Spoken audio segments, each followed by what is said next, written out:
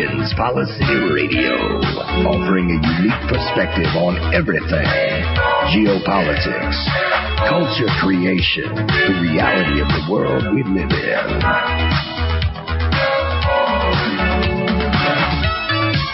Coming to you live from New York City, your host, Pierce Redmond.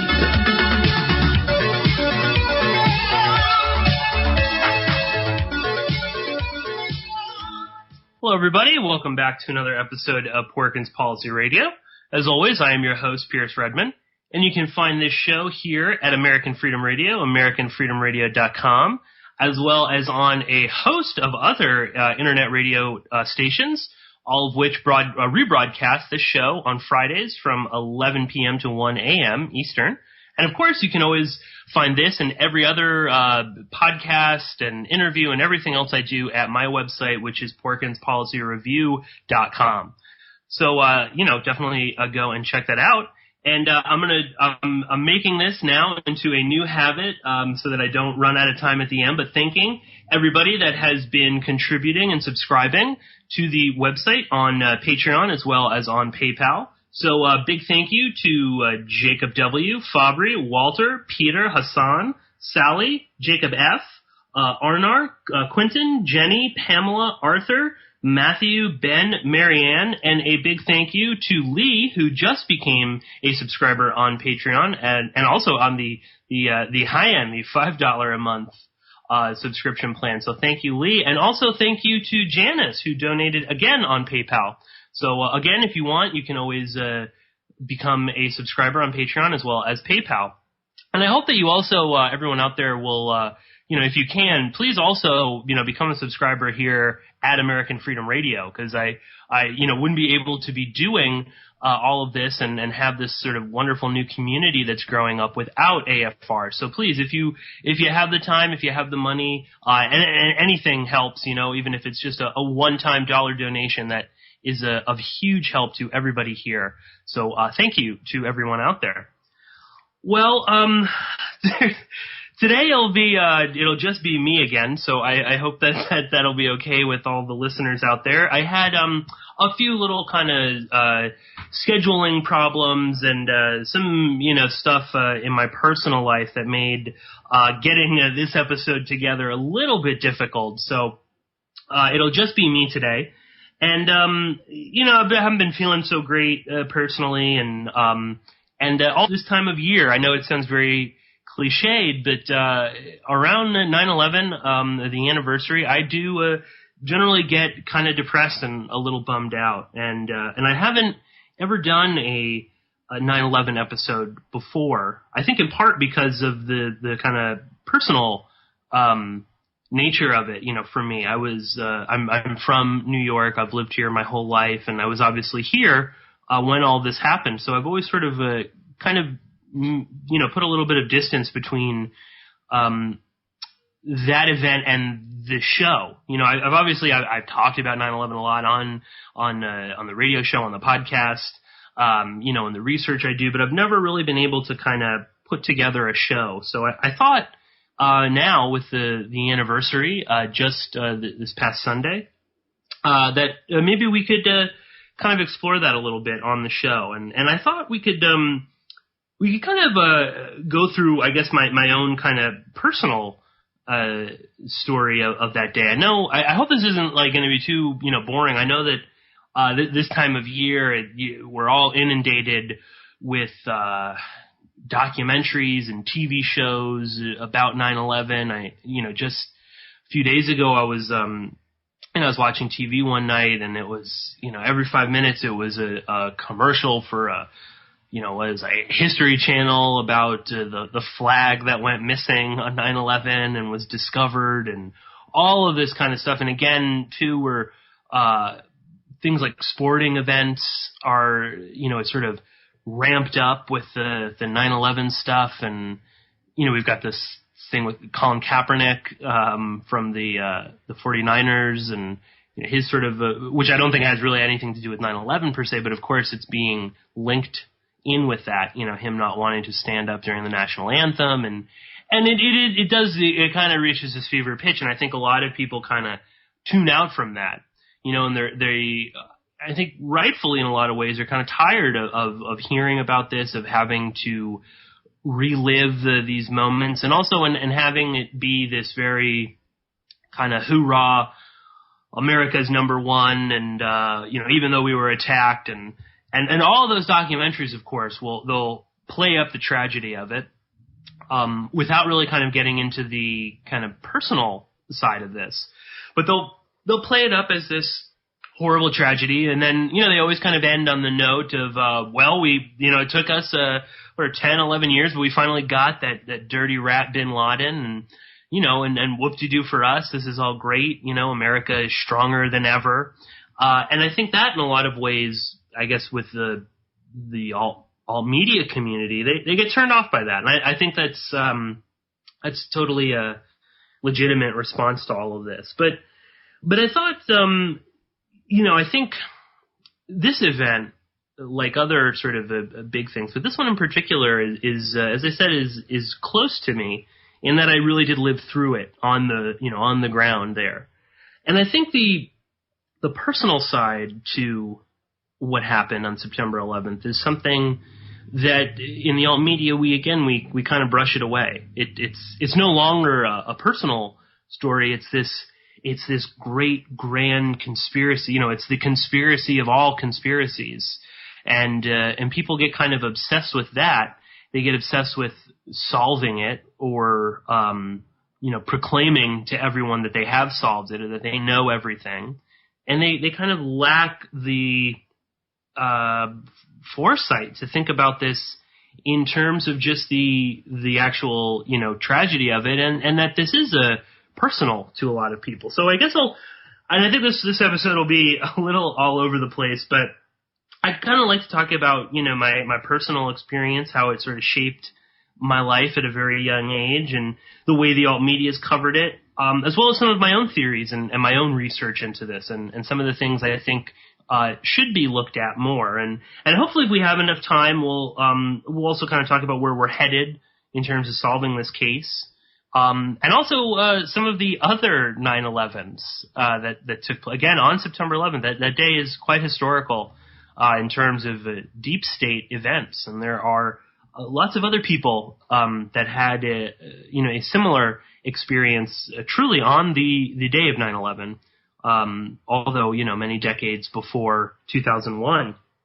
But I guess we'll start with my own kind of experience on that day. And I know, I hope people aren't, just sort of tuning out. I know that they've probably heard, where were you when 9/11 happened, or when Kennedy was shot. But I think it is important to understand that there is, while we've got the thousands of people that died on the day, not to mention the millions that were slaughtered in Iraq and Afghanistan and all over the world in the months and years that would follow, but it is also that becomes a statistic for a lot of people. It becomes a far off number that is not tangible to a general person. So I think it is important every once in a while to kind of hear a more kind of firsthand personal experience. So I'll say I was 13 when this happened. I was in the 7th or 8th grade. 7th grade. And I was at school when this all went down. And and again, it is sort of etched into my mind, although obviously, 15 years after, you kind of have trouble sometimes conjuring up all of the details. But I do remember, it was a beautiful day in September. I remember being, from what I remember, I don't remember waking up or going to school or anything like that. It is that day is sort of several vignettes that I've replayed over and over again since it happened. But I remember being in English class, and I remember sort of joking around with some friends. I remember having this sort of feeling of it was just a really laid back kind of day. We weren't really. I just remember it seemed like every class I was in, we weren't really doing anything, It was sort of, I guess, school had just sort of started again.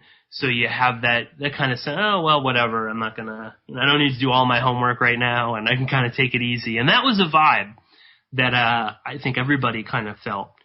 But yeah, I remember being in English class. I remember just sort of joking, and I remember having this sort of like thinking, this will just be a fun day, you know. And I know that sounds kind of insignificant now, you know, and how would you even know? But that was what I remember. I remember just sort of thinking this will be an easy day.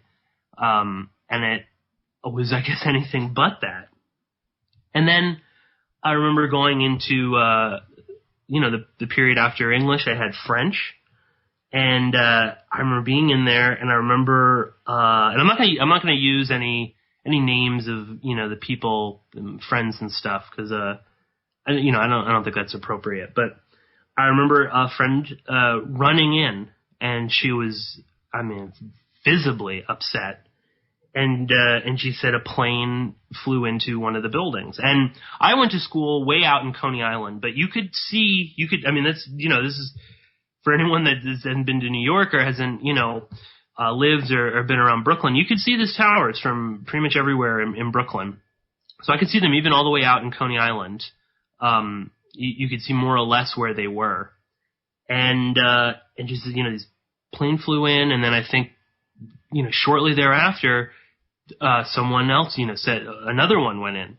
And from where we were, we could see this sort of big black billowing smoke cloud coming from lower Manhattan.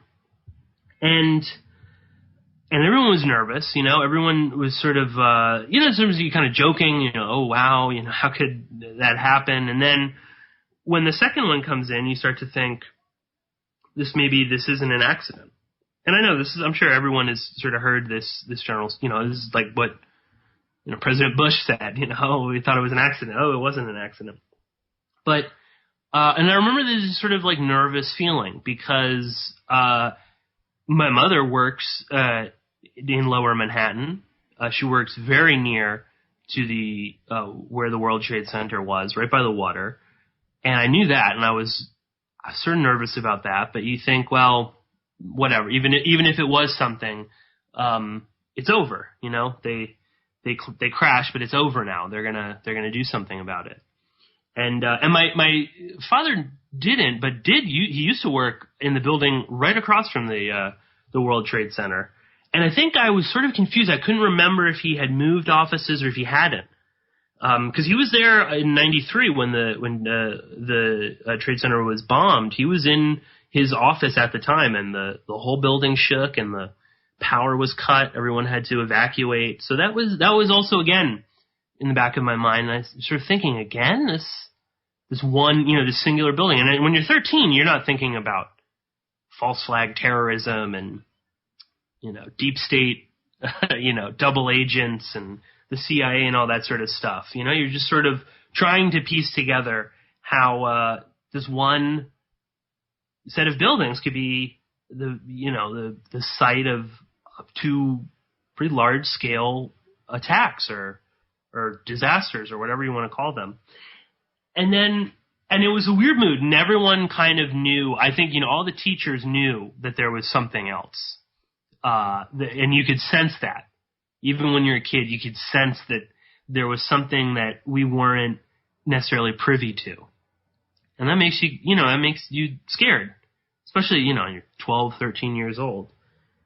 And again, I think I might have even had some class in between that, but I can only remember after French class, I remember going to, what was supposed to be my science class for that day, earth science or something. But I had a substitute. Our teacher was out. And it was, my, drama teacher. She was the substitute. And, I guess probably breaking all of the sort of rules, she turned on the radio. She let all of us listen to the radio and to listen to what was going on. And I don't know, maybe that was inappropriate or, we should have been doing something else, but that was the kind of day it was. Sort of, all the sort of protocol and rules were kind of thrown out. And in a lot of ways, I'm glad that she let us do that, because I think she didn't want us to be necessarily completely in the dark. And she knew nobody's going to start paying attention, especially in a, substitute class. Who cares? And I remember we were listening to the radio, and we're all sort of confused. We don't really know quite what's going on. You know, again, a lot of kids I knew, friends, and, you know, just people I knew at school. They had parents that worked in the World Trade Center, you know, as well as downtown, so like my mom. And I remember this will always sort of one of the moments, you know, sort of etched into my mind. But I remember talking with my drama teacher. And she was a real, you know, she was a pretty hip lady, very smart. She was young too. She was, you know, so, you know, you talking and I said, you know, what is this? What is going on? And she says, Osama bin Laden. And up until then, I had never heard of that name. I had no idea what it was. She said, Osama bin Laden is behind this. Now, I don't know if this was, I'm assuming at that point, nobody knew, you know? And no one knew, you know, al-Qaeda or anything like that. I don't, you know, there was no formal, you know, recognition of it. And of course, you know, as we'll talk about later, Osama bin Laden never really initially claimed credit for 9/11. But she said Osama bin Laden, and I assume that's just she was a smart person who, because I remember she said he's the only one who could do this. That's what she said to me. He's the only one. And suddenly I'm just, who is this man? Who is this person? How does she know about this? How do I not know about this? You know, and you start, and suddenly all these thoughts are racing through your head. And you know, at this point I started to get actually really kind of frightened. Because also you know, Coney Island is out there in Brooklyn.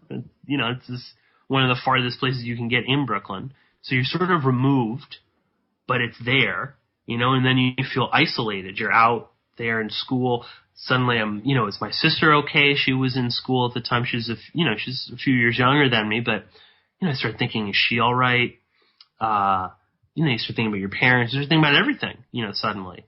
And then it became clear at that point then that this wasn't an accident or anything, you know, that there was something, you know, much larger going on. And then, of course, we start, you know, the Pentagon and out in Pennsylvania, and suddenly this is no longer just, you know, an accident or something. This is even more than just an attack. This is a coordinated attack, you know, involving 4 airplanes, the nation's capital, the nation's financial capital, all of these things. And then, of course, then we get the buildings falling down. And this is, and we're not really told about this. I don't think anyone I knew at the time really knew that had happened. And there might have been some people, but I can't remember specifically knowing. And maybe we heard it on the radio, but I can't remember. But at some point, you know, early, you know, in the middle of this day, they move everybody into the auditorium.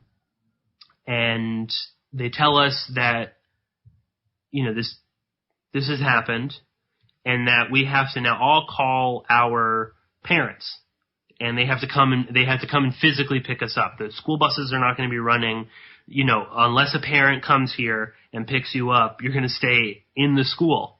And I remember seeing cots. They probably dug them up out of the, you know, bomb shelters that were, you know, still in the basements of these schools, you know, built back in the 50s. And I remember seeing these cots and thinking, there is no way in hell I'm going to spend the night here.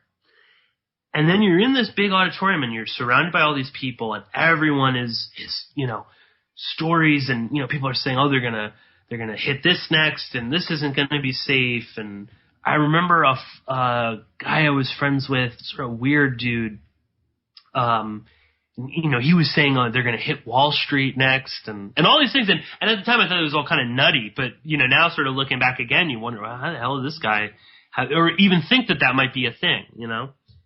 But, so we're all there, and one by one, they're going alphabetically, and we go from the auditorium and we go across the hall into our principal's office, and we make the phone call. And one by one, we're doing this. And that I think was actually probably the scariest moment for me.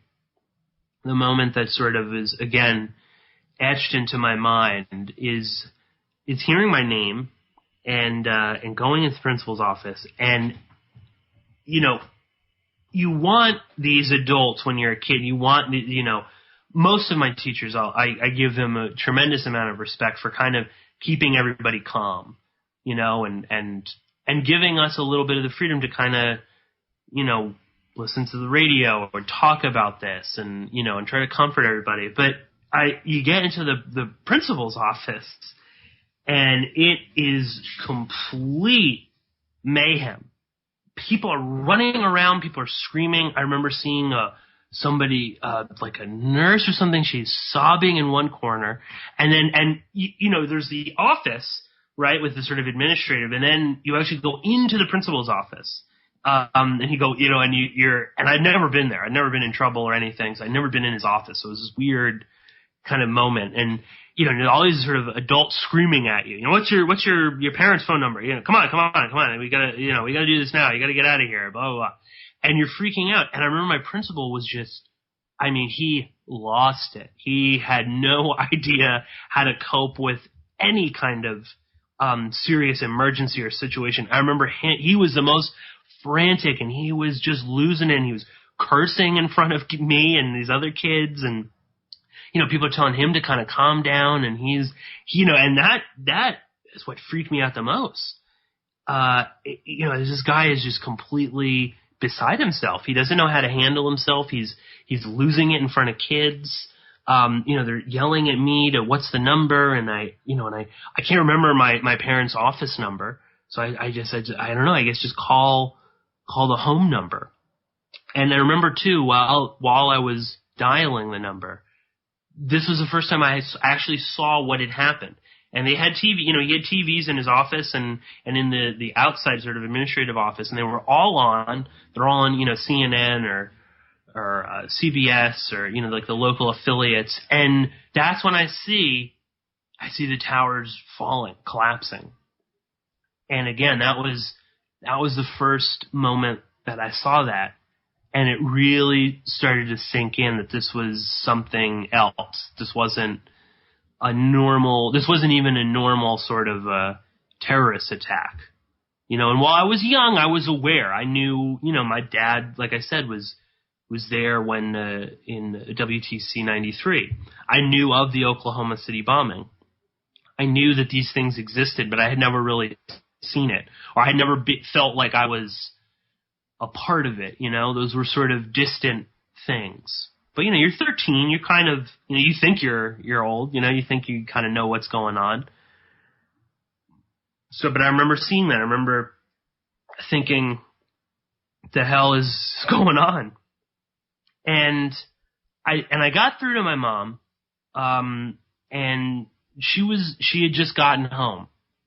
And I'll get into what happened, you know, her story. But she was home, and she you know, didn't have a car. She couldn't get out there. But very good friend of mine, we lived in the same neighborhood in Carroll Gardens. His mom drove my mom all the way out to Coney Island to come pick up me and my friend.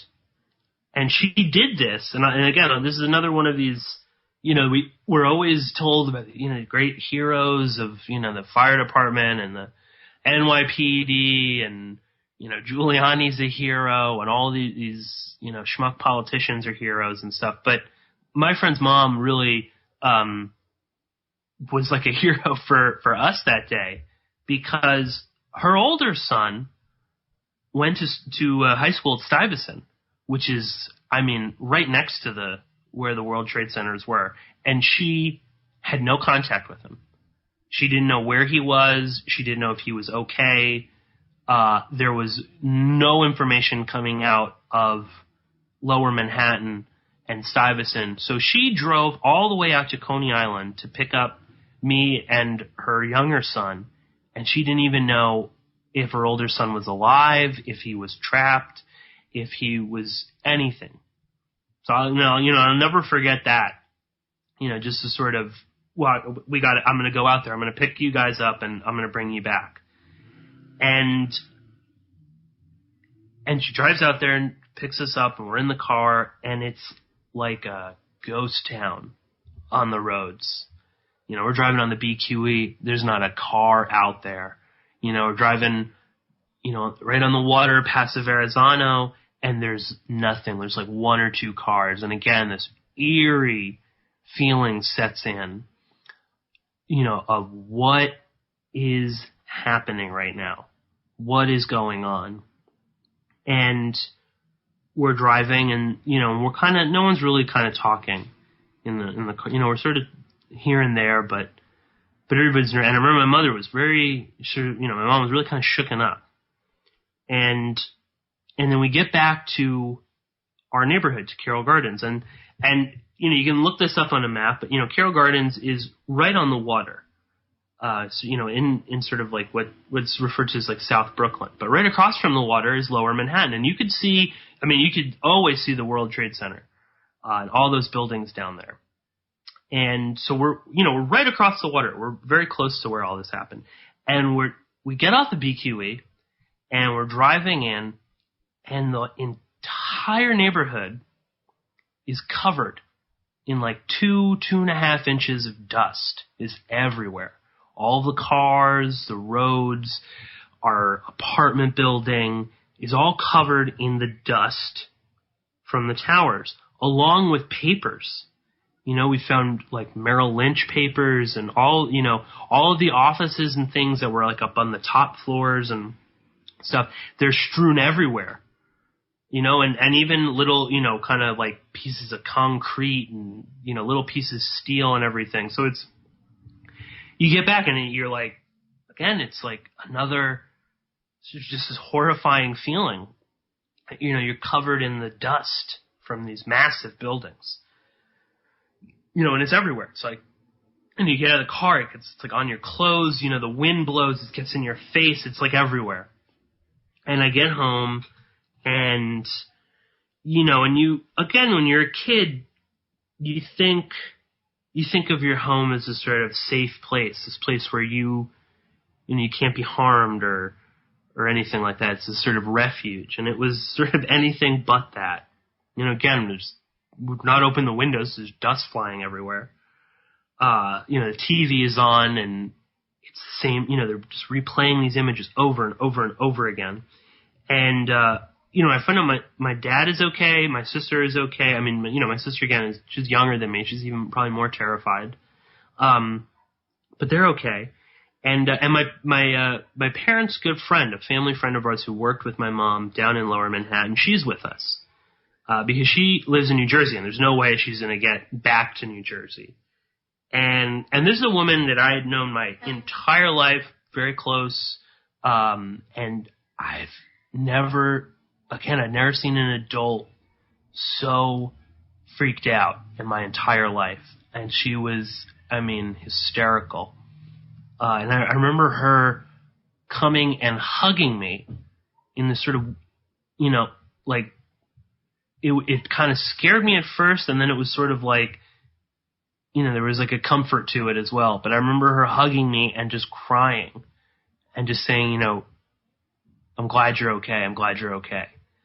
And then I find out, why is everyone so freaked out? And my mom tells me that her friend not only saw the first plane go in, and an instant panic attack. And I think she popped like a Xanax or something. And she said everyone thought she was like losing her mind. And then they look out and they see this, and then as they're looking out, the second plane goes in. Now they're really freaked out, because again, they are really close to this. And the message sort of comes, okay, everyone is going to get out of here. We're all, we're going to leave. We're going to go home. Now, there's no real public transportation, but they're right near to the Brooklyn Bridge, and you can walk the bridge, and then you're into like 2 neighborhoods over from where we live. So that's what they're going to do. So everybody, suddenly, it's like this mass exodus. Everybody in Lower Manhattan is piling on the bridge. So, it's people are cheek to jowl. They're moving slowly. people are trying to contact loved ones and whatever. And as they're walking over the bridge, suddenly both of the buildings collapse. And in that moment, they said, my mom said, she couldn't see anything. All of a sudden, the dust engulfed the entire bridge. And suddenly it's everywhere. It's in your face, it's in your eyes. People are screaming. And she said everyone she was with, they just grabbed on to the shoulders of the arm of the person in front of them, and they started running over the bridge. And, my mom does not run, but, believe me, she was able to run at that moment. And, so then they're covered in this dust.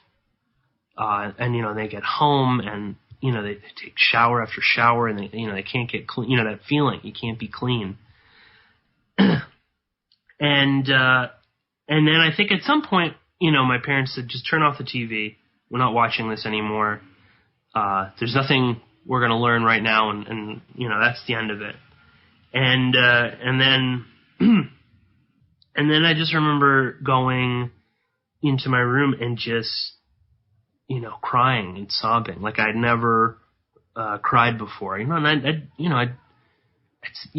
grandmothers, loved ones die. And, I lost a very good friend of mine in elementary school. But I never really cried like this before. And I just remember I couldn't understand, and it was just like, what is going on? Why is this happening?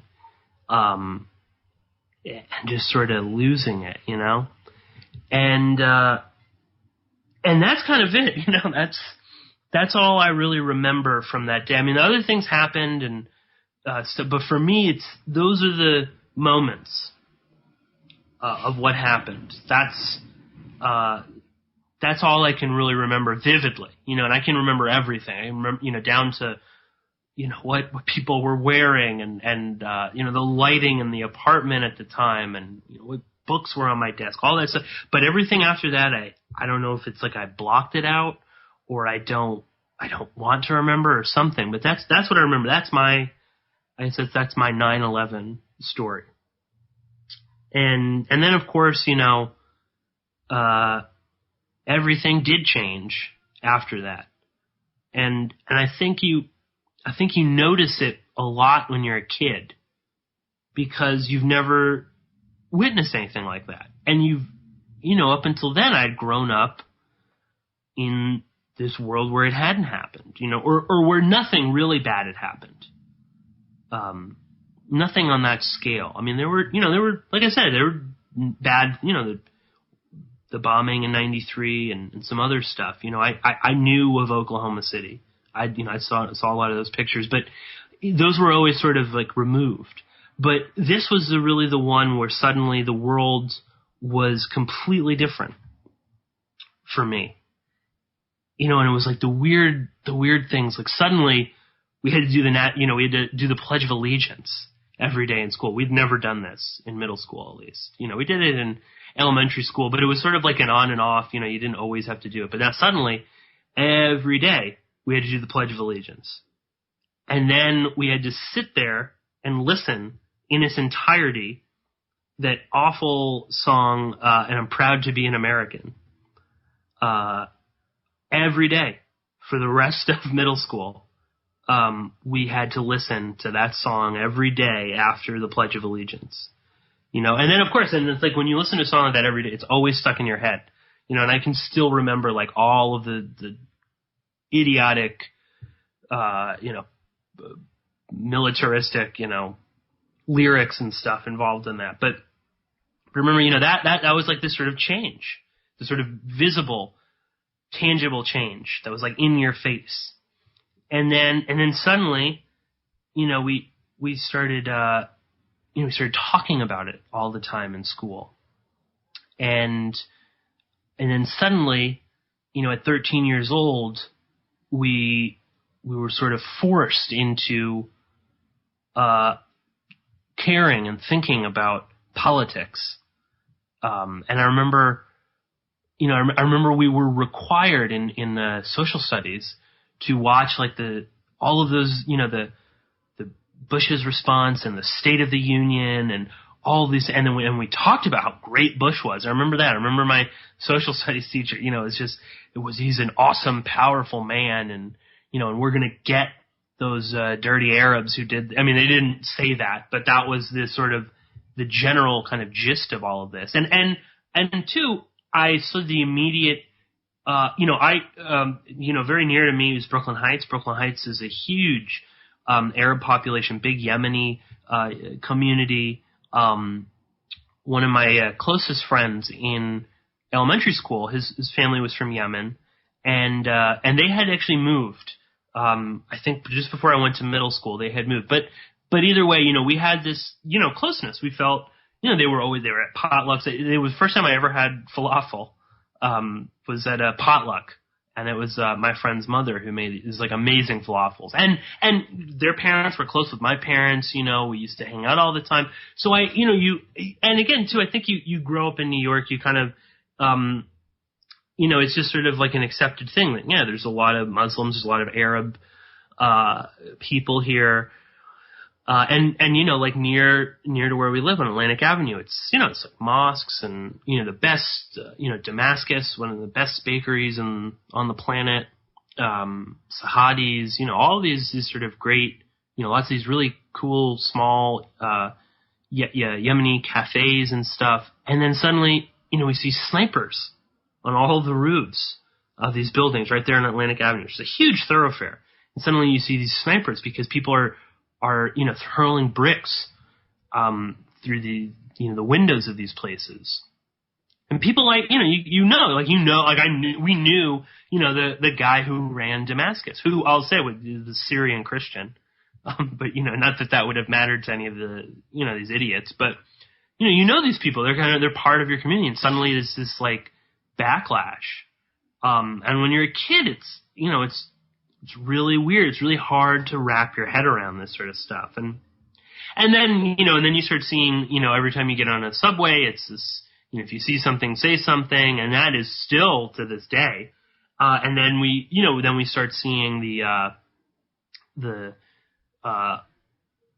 army guys and, Grand Central and Penn Station, they're walking around, and then it's, all this hoorah with Giuliani, who is beyond a scumbag.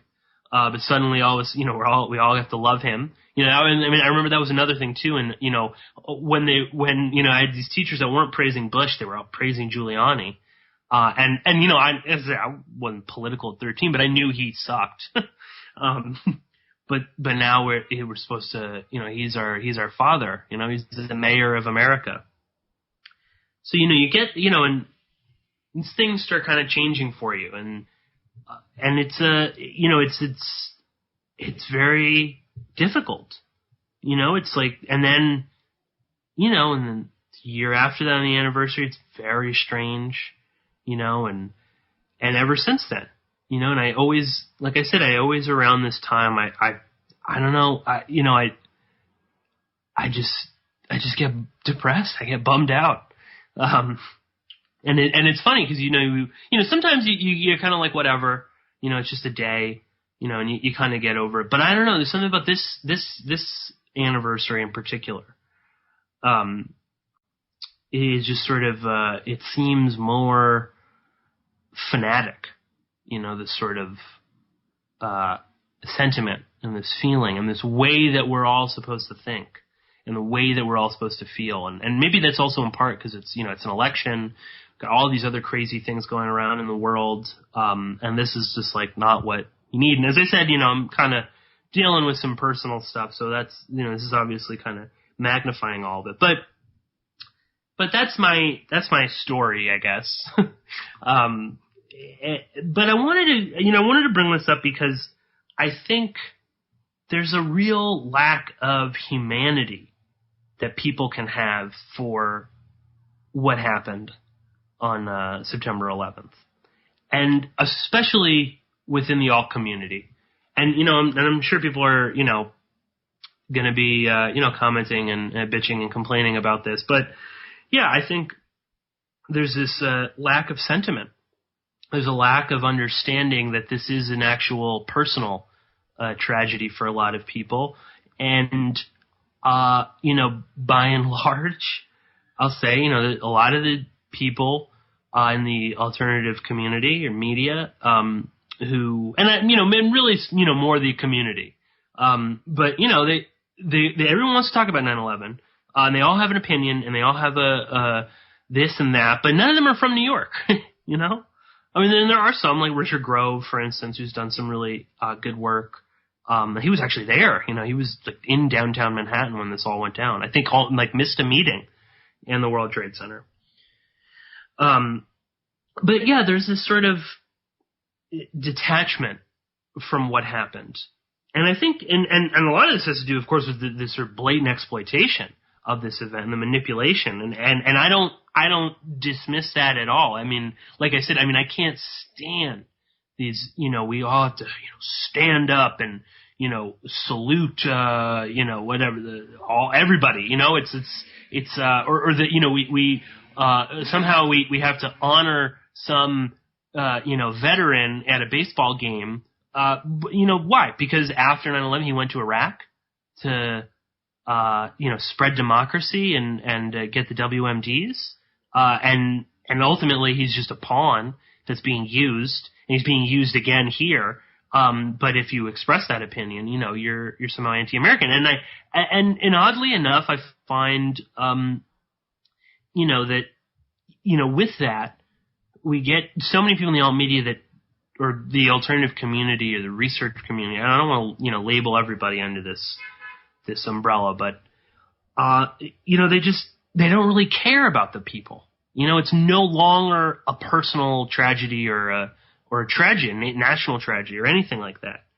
The 3,000 people that died in the U.S., well, that's, it's irrelevant, because it's all about, well, it's about uncovering the conspiracy.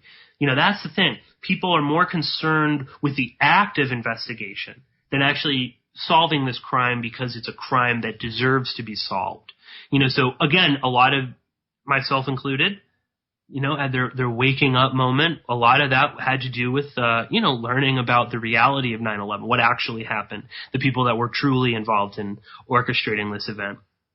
But it's very easy to get wrapped up into that mindset of, now I'm awake, now I know, and all I want to do is know more, simply for the euphoric feeling that you get about, learning that, Paul Bremer was supposed to be at the World Trade Center, but he somehow was told he didn't have to go in, or, that all the Bin Laden family and the Saudis were all flown out, or that, NORAD was wondering if this was a real life or an exercise, or, all those things. You get that endorphin rush when you find out about this. And that's what this research becomes. It becomes this desire to know more, just to know, not to think that this is an actual crime, where people were killed, where families were destroyed, and which, in terms of the sort of human tragedy, is something that then spread around the globe. You even look at the invasion of Afghanistan. And again, with the hindsight of knowing, well, we didn't really have to invade them. We knew exactly where Bin Laden was. We knew where all these guys were. We could have gone in and got them, and then you do this whole cock and bull story. Oh, well, we we missed them in Tora Bora and they escaped. It's all a lie, but we destroyed that country.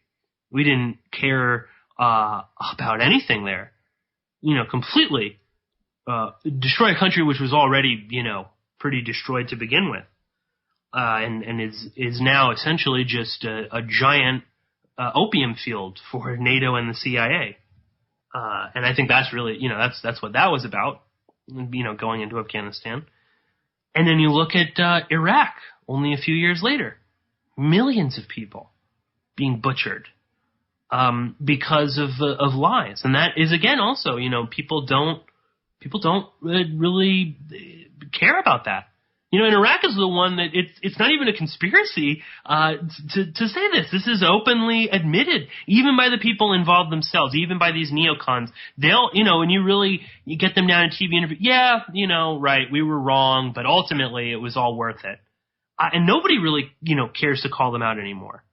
You know, especially the left. They're completely done with thinking about Iraq, you know, because Obama got us out of there. But you know, all of those things just sort of become window dressing.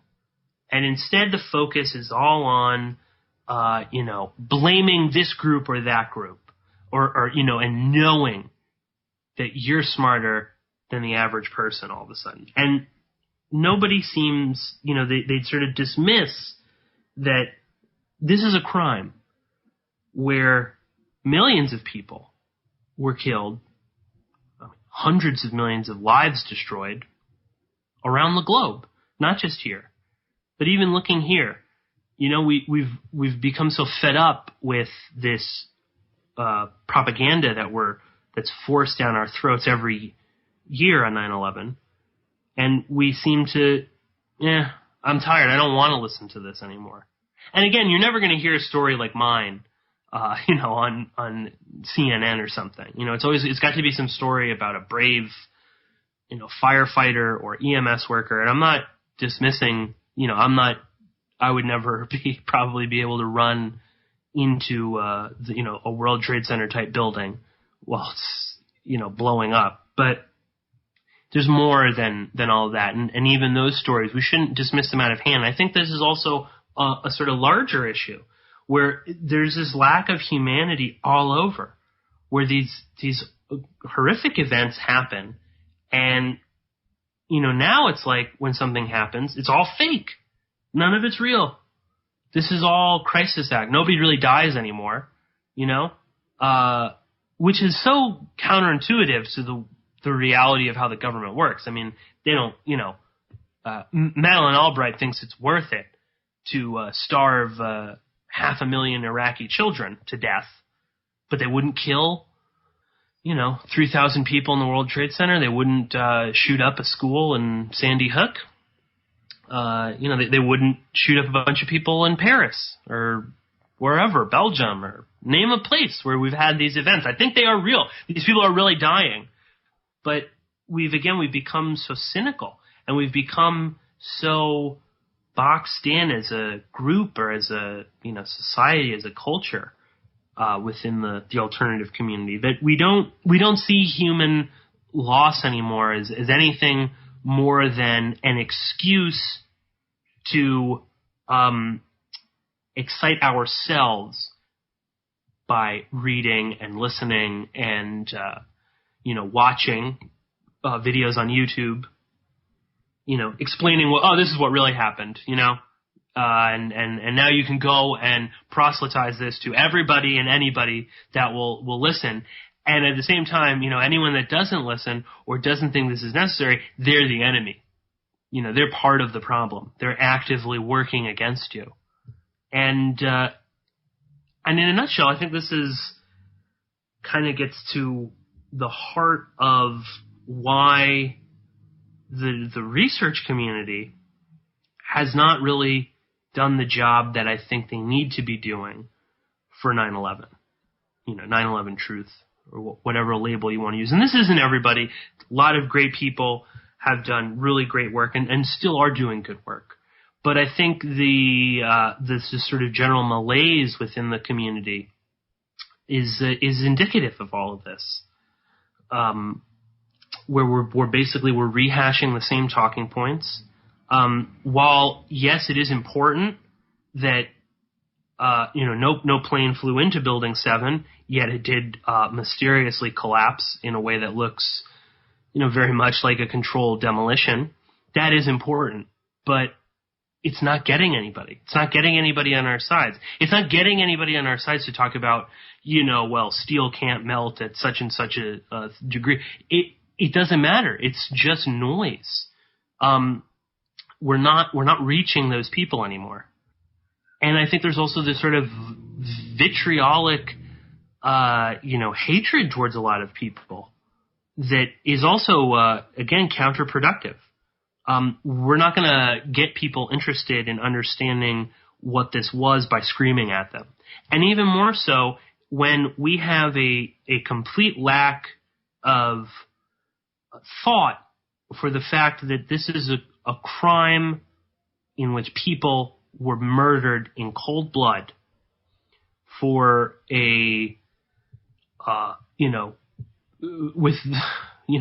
for essentially for furthering the domination of the American empire and the CIA and NATO and all of these other, and then of course there's a million other reasons why all this sort of stuff happened. I'm just using that as one example. But when we can't understand that this is still a crime where people were killed and where there are real avenues to look into this, but when we can't understand that there is that we need to be sympathetic to this, that we need to understand that screaming at people and talking about, steel beams and the dancing Israelis and all of these other issues, that affected real people, you're not going to gain any support. Who's going to want to listen to you when all you're doing is screaming and when you don't really seem to actually care about the personal impact that this had on an individual. When it's just this big, large number, and really when you're mostly concerned with just, but what's the new juicy piece of information that I didn't hear about, or, what's an even wackier theory? And believe me, I've fallen into that trap myself. I've gone down long avenues of, looking at one particular aspect, like the dancing Israelis, which is real. It did happen. There, the hundreds of Mossad agents were deported. But is that possibly a red herring? Is that possibly part of some larger plan in order to distract us? I think it may be. But, when we become obsessed with these things, in spite of the fact that we're not really understanding that, this is there was a loss of humanity on that day. And when we can't understand that, well, then we're not really going to, we're never going to be taken seriously. As a research community, as a group, as a subculture, whatever, we're not going to be taken seriously. And ultimately, the people that committed these crimes are the ones that are winning again. Because, the people like us who, I think in many ways it's sort of our, a lot of the alt media, it's our duty to talk about the stories that other people won't. But when we dismiss, the human cost that these things had, and we simply look at it as a fun conspiracy to, think about when, we're high in the middle of the night watching YouTube videos, then it doesn't matter. We can't do anything when that's all we're obsessed with. And I think that's part of, again, this sort of larger issue where so much of the community has kind of removed themselves from caring about the individual or even caring about, the large statistic. That's no longer important. Instead what's important is, getting a good snarky comment on some mainstream article where they don't mention, such and such about 9/11 truth. That's not really helping anything. That's just making us look foolish. And also, there's so much of our society is sort of, given up on morality and right and wrong and, caring and stuff. And, we shouldn't, subscribe to that either. But, well, we're going to leave it there for now, and I'll come back on the second hour, and I think maybe we'll talk about some of my own research into this. But I'll be back with you in just a few minutes.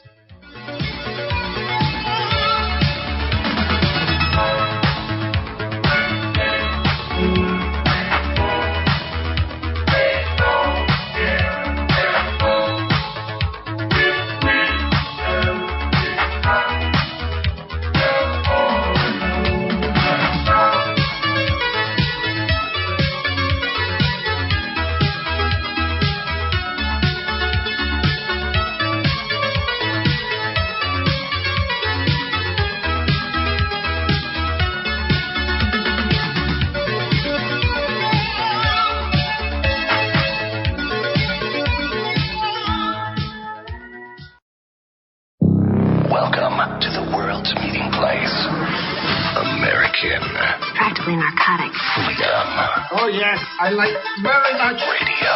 You're an American institution. American Freedom Radio.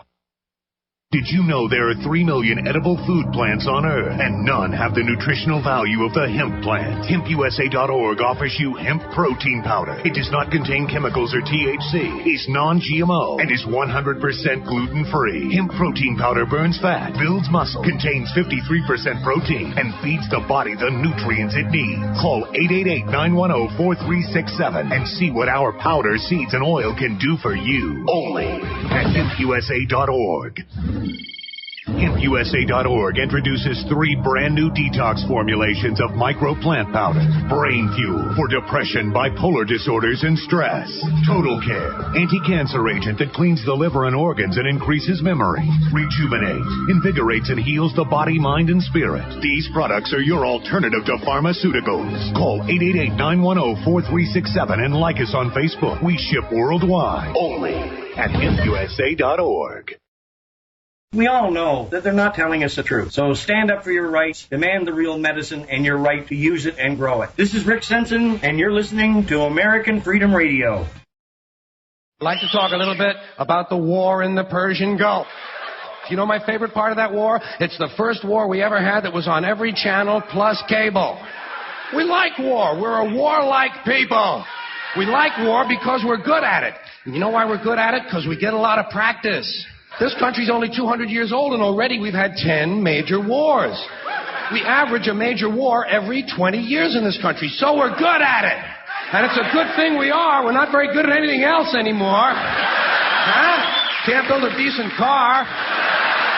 Got no steel industry left. Can't educate our young people. Can't get health care to our old people. And you probably noticed I don't feel about that war the way we were told we were supposed to feel about that war, the way we were ordered and instructed by the United States government to feel about that war. You see, I tell you, my mind doesn't work that way. I got this real moron thing I do. It's called thinking. And I'm not a very good American because I like to form my own opinions. I don't just roll over when I'm told to.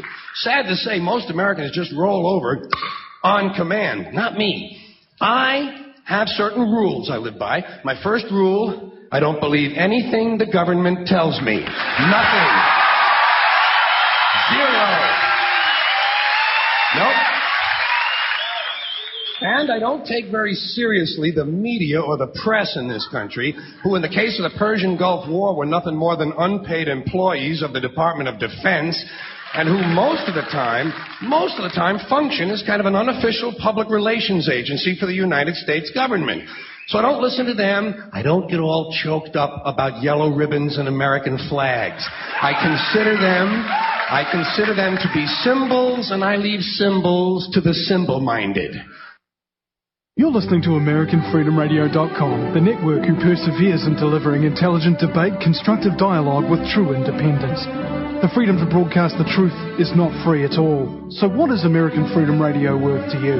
The empowering information with fun, honest and pure integrity behind it provides an example to follow. Friendships to flourish with the moral altruism that pulls no punches. The hosts sacrifice and show remarkable discipline in their duty to deliver quality radio in service to the community with strength, wisdom and loyalty. The founders of AFR wish to thank you personally for sharing your views and insights to make the best radio and alternative media. Now it's time for you to give something back and play a vital role in the future of America. Be as generous with us as we've been with you. Click on the donate banner at AmericanFreedomRadio.com or volunteer by emailing AmericanFreedomRadio@ymail.com. Vaccine, psychotropic drugs and artillery batteries not included. No rules, no rules, no taboo topics, no taboo topics, no fear of doom, no fear of doom. We are American Freedom Radio, American Freedom Radio.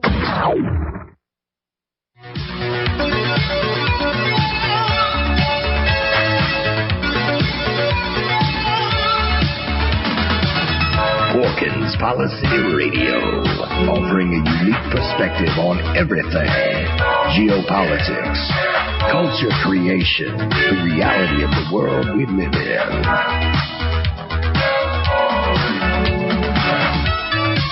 Coming to to you live from New York City. Your host, Pierce Redmond.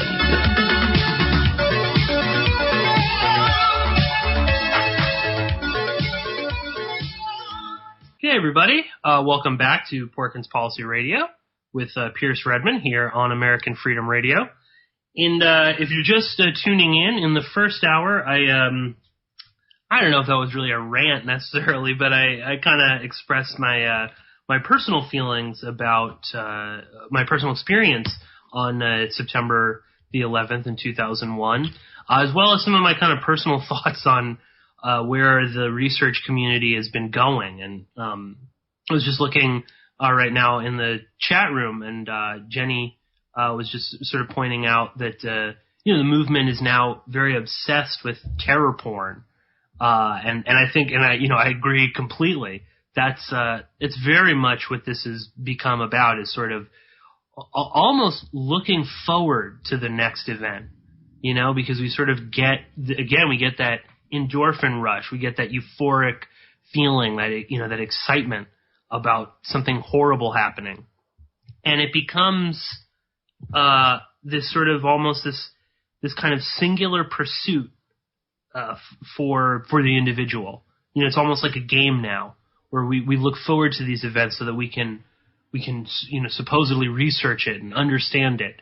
Even though that now it's like every time there is some event, it instantaneously there's a YouTube video that pops up within minutes of the event, calling it phony, calling it fake, and again just exploiting this whole whatever the tragedy may be. So yeah, I think this is like a larger issue that if we want to ever be taken seriously, and if we ever want to kind of progress, if we ever really want to solve these crimes, which I don't even know if it's entirely possible at this point. I think we might need another 15 years before we really find something or come together as a community to make our voices heard in a logical and in a responsible way. I don't know if we're really going to solve what happened on 9/11. I don't think we're never going to get a smoking gun, and that's just the reality of a deep state event. Maybe at some point we will. Maybe at some point, the CIA will declassify everything on JFK, and we'll finally find out that they had a much larger hand in that than was previously believed, and maybe that will happen on 9/11. I kind of doubt it, and I kind of think that it's almost that it's okay. It's something that we need to accept. Because this singular pursuit of this, and this pursuit of it at the sort of expense of all other things in our own lives, is very damaging. It's very dangerous. And it's something that I myself have had to kind of, come to grips with and come to understand. And I think it's okay if it's not solved. I think we know enough right now to really kind of posit a pretty strong theory about it. And that might be the best we're going to get. Now, I'm not saying we should, everyone that's doing research on this should stop, but, you might have to, there will come a point in a time where we kind of have to accept that this might be a reality. And I think that's okay. I don't think that that's necessarily like the end of the world, but it is it's an important idea to comprehend and an important idea to think about. So, I'd encourage everyone to kind of think about that possibility. And of course, this is, a lot of this stuff is so dark and so, depressing and stuff that I myself have kind of, I don't want to involve myself so much with that. I don't want to feel angry and depressed, when I'm working on a show. That's not why I got involved in this. And that's partly why I've, shifted a lot of the work that Tom Secker and I do is dealing with, Hollywood and the CIA and culture creation and, pop culture and how, because you're not dealing with lots of dead bodies, false flag terrorism, is a nasty field of research, and it's a field that can really mess with you.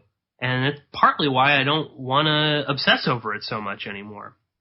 And why I've sort of looked into other avenues or even other, that's partly why I'm so into the OJ trial, is that there's actually a lot more information out there. There's a lot of factual stuff that we can really point to. Whereas with 9/11, it's a little bit more difficult.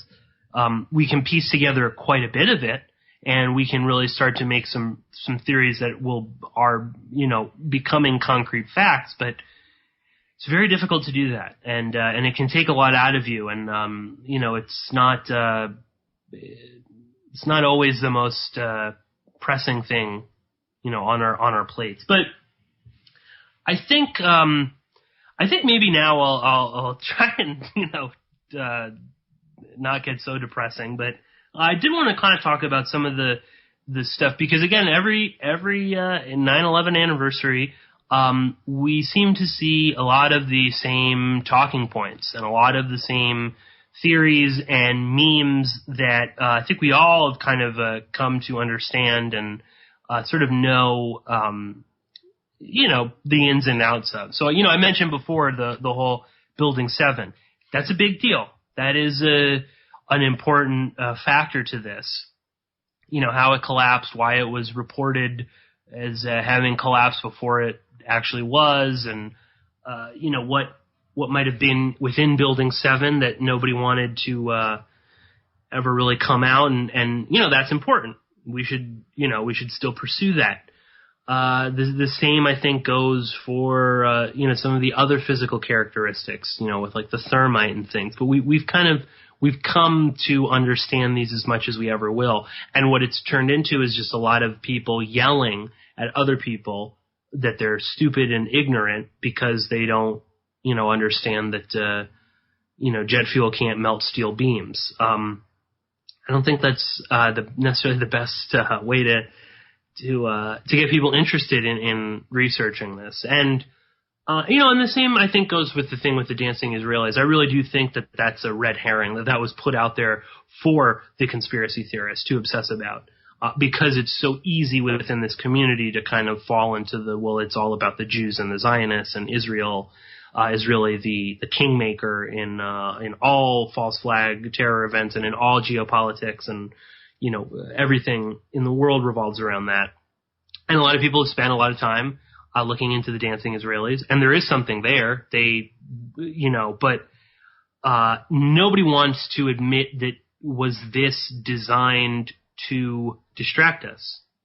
That's not okay. That's because again, nobody wants to admit that they might be wrong. That's like another larger issue within the research community that, once we formulate an idea, that's it. That's the end of it. And this is the 100% truth set in stone, and we're never going to go back on that. And we're going to make everything else that we might get in terms of information coming to us, and we're going to kind of twist and turn and do some mental gymnastics to make that information fit in to our overarching world conspiracy.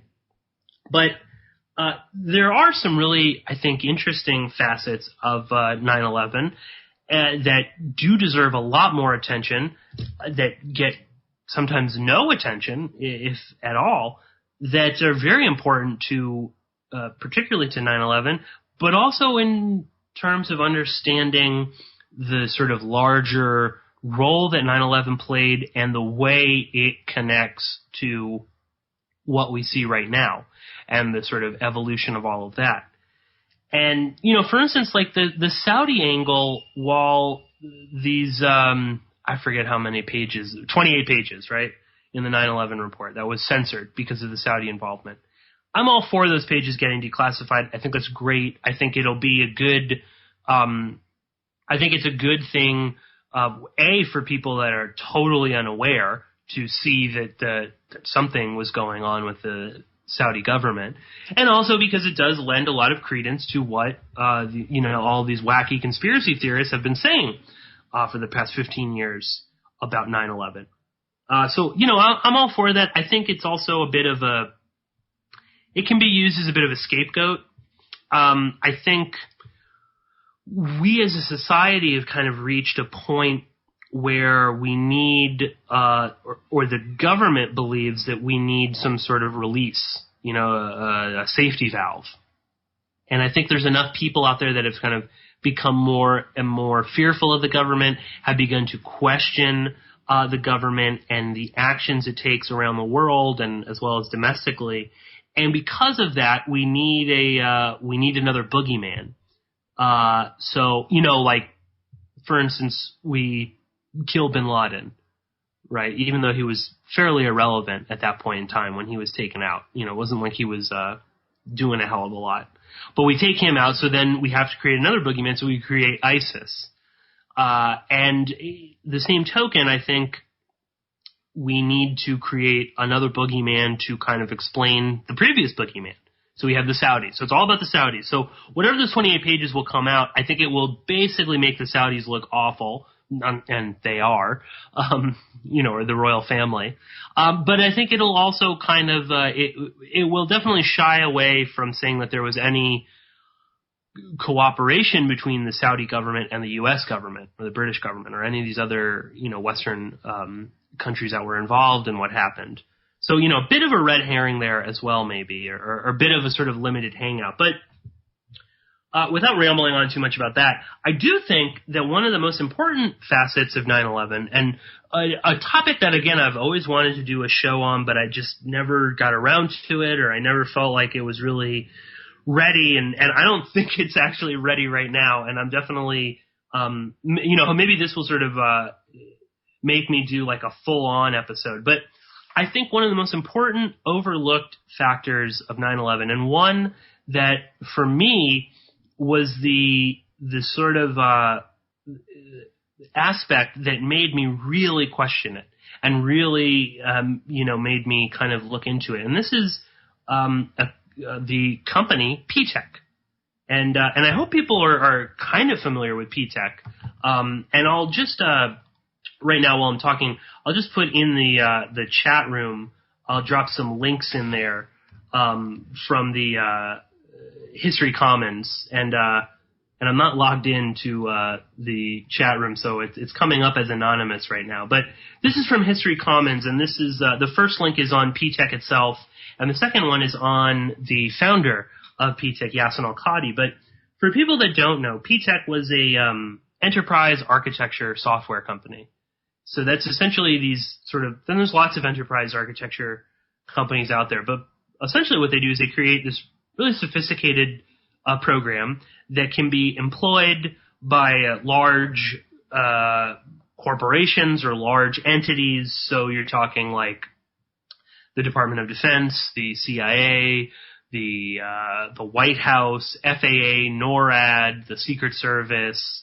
The list goes on. All of these organizations, were running Ptech. And what the software does is it allows for you to look at a large organization or corporation and to be able to, figure out risk, to be able to figure out if something bad is going on. So, a lot of Fortune 500 companies will use this or banks, so they can see are people, using insider trading, are people breaking the law, are things not operating the way they should be. Are things being infiltrated? Are we being hacked? Are we being, controlled and stuff like this? So Ptech was this company that was, fairly well known to a lot of large multinational corporations, and they had a leg up in that pretty much every entity in the government was using Ptech. So NORAD, the DoD, the CIA, the White House, the FAA, NORAD, FEMA. I think NASA at one point was using Ptech. Chase Manhattan, lots of banks, corporations, and things like that. They were all running Ptech.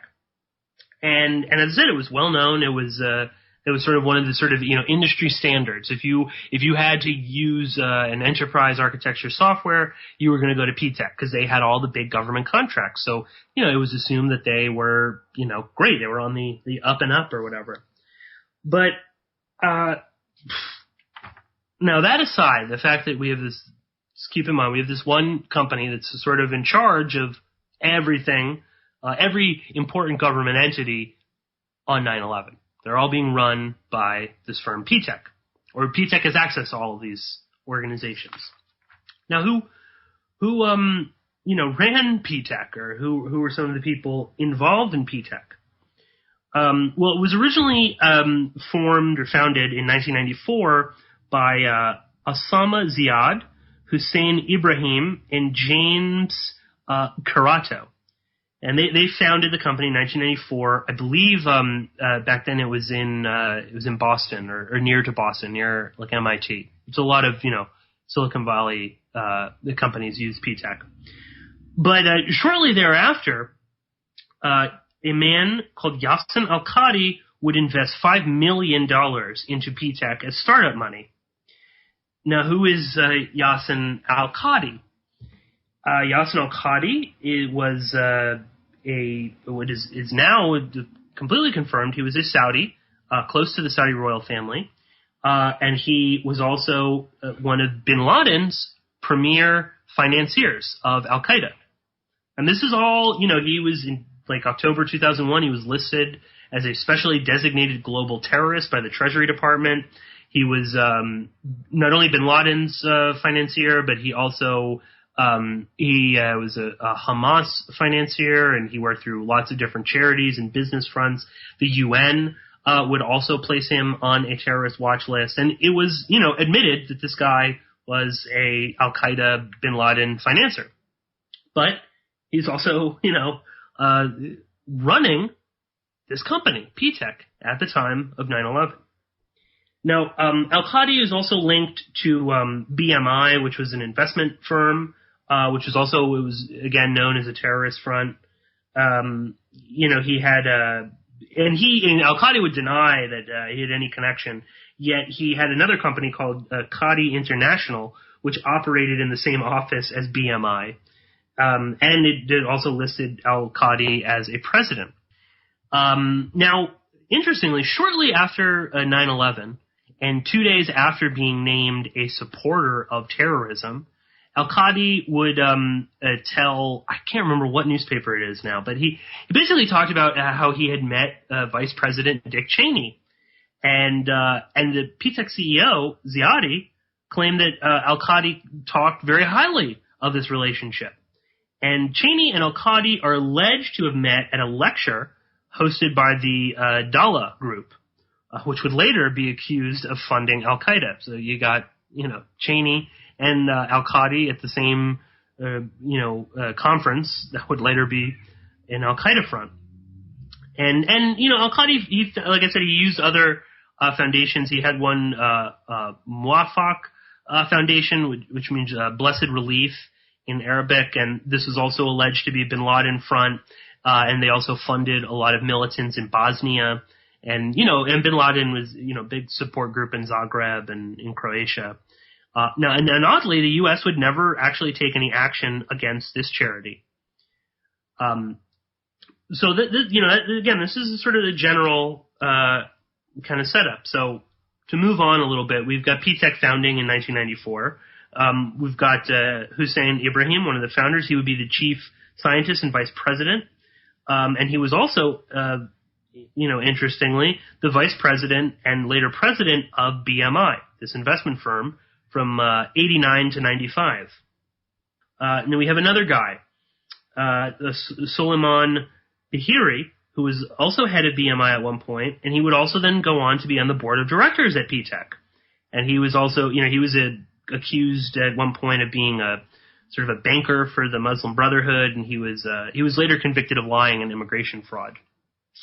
And then we have another Abdul Rahman Al-Modi, who was also one of the sort of came on as a later Ptech founder, also a BMI investor. And in 2004, he would be sentenced to 23 years in prison for illegal dealings with Libya. And there's a few more people, in pretty much everybody involved in Ptech at some point would, be accused or actually arrested on charges of, links to terrorism. And yet this company was all fine for all of these government entities and large multinational corporations to use them. And they were all running this software on the day of 9/11. And then subsequently, there would, be these sort of allegations would eventually resurface after 9/11. And as I said, al-Qadi would be placed on a terror watch list, and he would, at one point, he would flee, and he was in Albania, and then he was somewhere else, and then he would later, hopefully we'll get into, pop up in Turkey with none other than Bilal Erdogan, which is President Erdogan's son. But this is one of these this company is, in a lot of ways, is sort of seen as a footnote in 9/11 research. It's seen as this is sort of little interesting, you can't believe that. And even a lot of people that are deep into 9/11 research will just sort of, they'll just sort of use Ptech as it's just more confirmation of everything that we've been talking about. But for me, I think Ptech goes much deeper than all of this. And it really does trace, you can trace from Ptech all the way to a lot of the sort of issues that we have nowadays, and a lot of the same players are all involved. And I'll just point out the woman that kind of blew the lid on Ptech was Indira Singh, who's a really fascinating person, someone worth looking up. And she's done, at this point, nobody knows where she is. She sort of went underground. And believe me, I've asked the people that would know, like, about Sibel Edmonds, who knew her, and they worked together and they communicated. She has no idea where she is. Nobody knows. She seems to have sort of disappeared off the face of the earth. But Indira Singh, at one point, she ran security for Chase, for, large bank.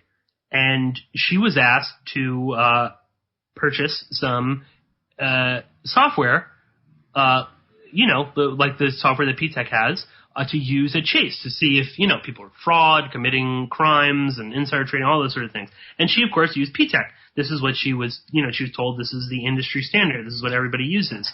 And she did it. And around the time that this was all going on, a lot of these sort of strange rumors and stories started circulating.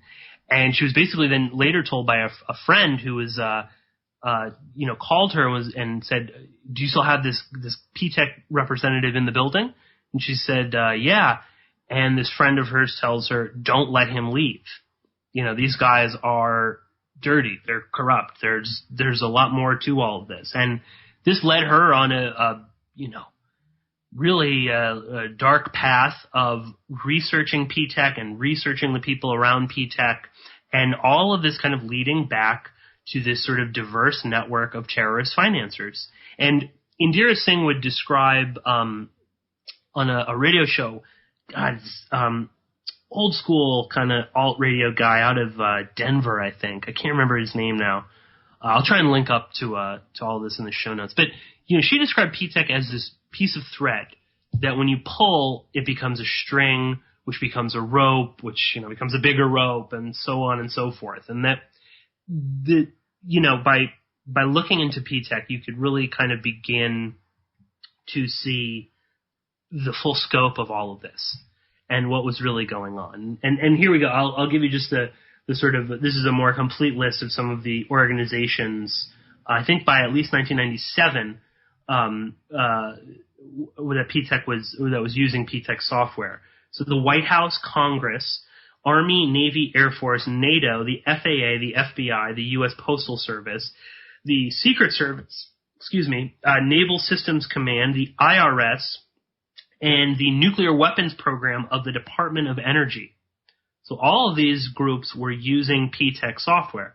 And it's fairly obvious that Ptech was involved in some pretty dirty dealings.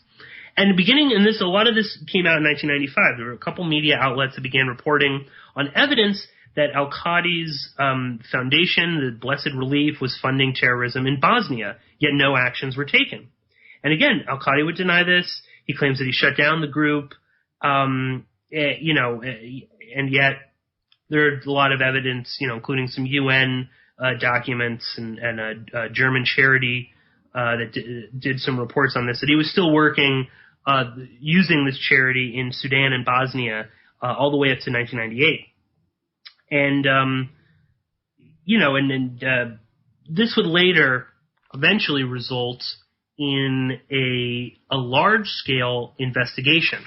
And this investigation would begin as early as 1993 with Robert Wright, who is an FBI agent who was investigating terrorist funding inside the United States.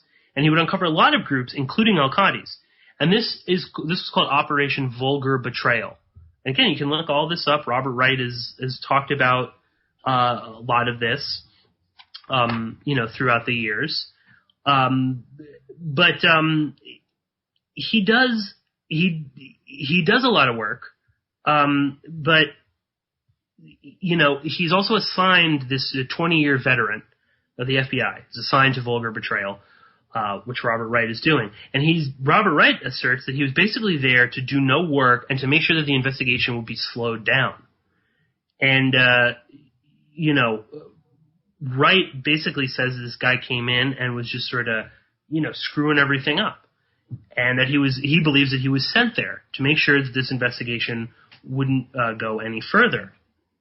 In October 1998, 2 months after the U.S. Embassy bombings in Kenya and Tanzania, Robert Wright and the Vulgar Betrayal operation would discover evidence that linked al-Qadi to the embassy bombings. And he would later ask for permission to investigate, but was told by a supervisor, quote, "You will not open criminal investigations. I forbid any of you. You will not open criminal investigations against any of these intelligence subjects." And later federal prosecutor Mike Fleischner, he would claim that a lot of this had to do with protecting the Saudis, which makes sense when you've got al-Qadi, who's linked to the Saudi royal family. And the FBI would even attempt to shut down the investigation completely. Now, of course, Ptech officials would deny that al-Qadi really had anything to do with the company, but he was just like a money man, and, he wasn't really involved with the day-to-day stuff. Insiders at Ptech tell investigators that they were summoned to Saudi Arabia at one point in 1998 to brief investors, and that it was there that they were introduced to al-Qadi, who was described to them at the time in 1999 as an owner of Ptech. So apparently this guy who had nothing to do with it was the owner. In 2002, al-Qadi's lawyer would concede that it is possible that one al-Qaeda representative continued to sit on the board on Ptech's board after 9/11.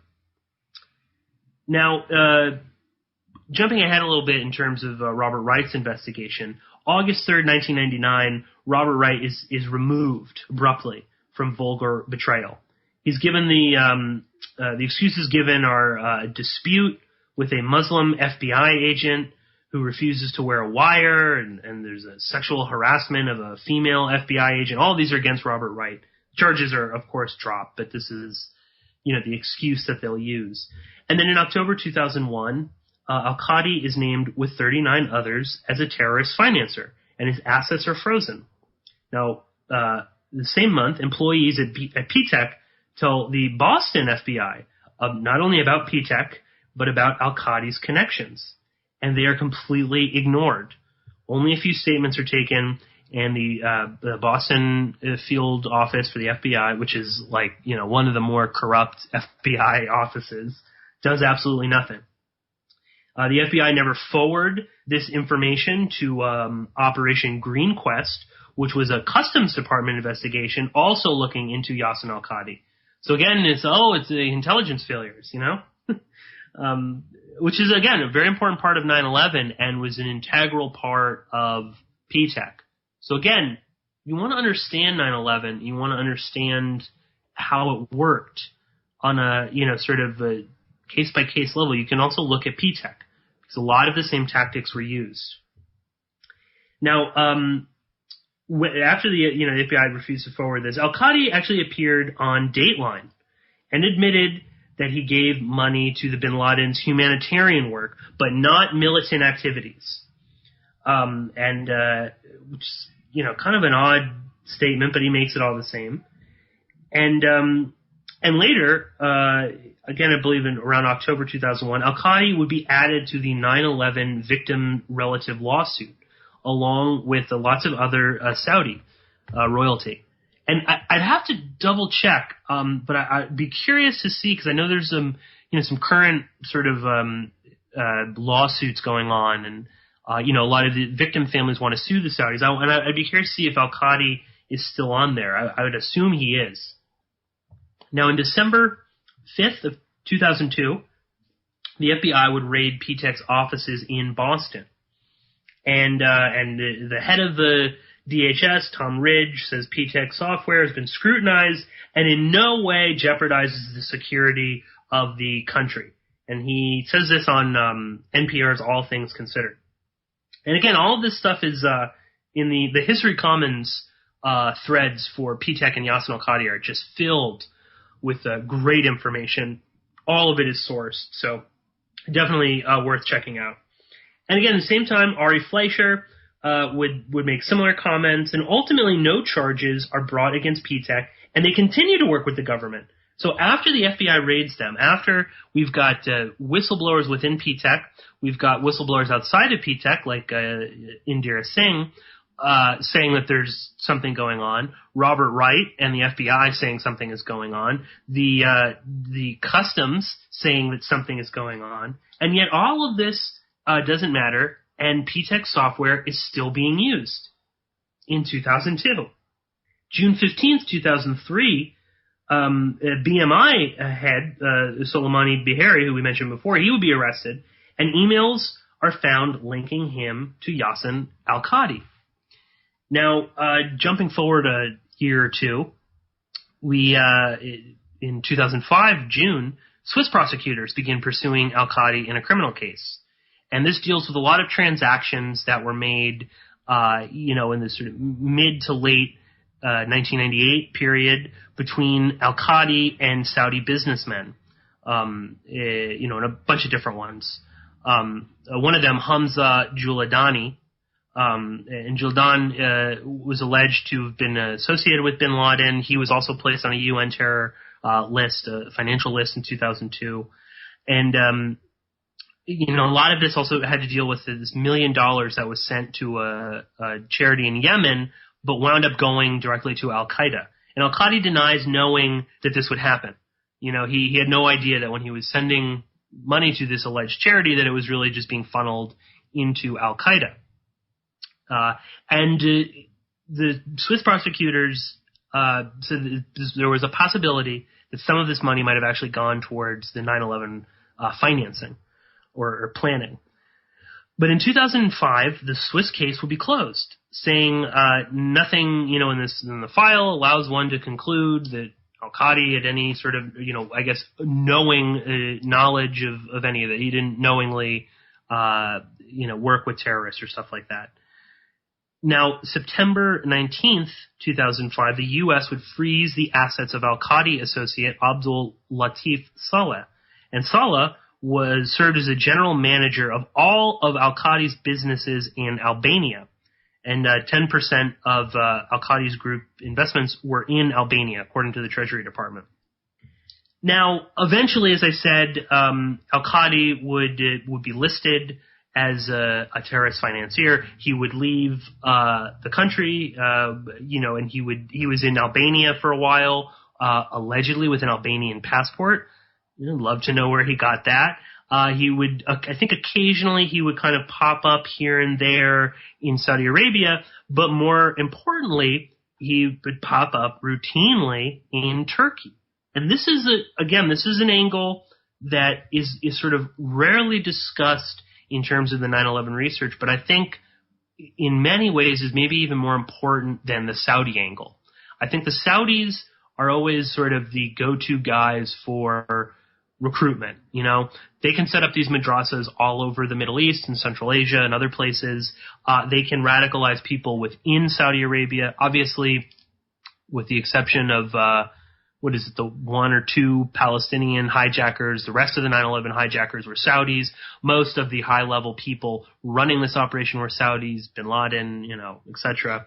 But I think in a lot of ways, Turkey, because of its geostrategic nature, because of the close connection it has with NATO and the CIA, Turkey was one of the other main facilitators. And I think a lot of the sort of day-to-day kind of operations and a lot of the dirty work was done with the Turkish government.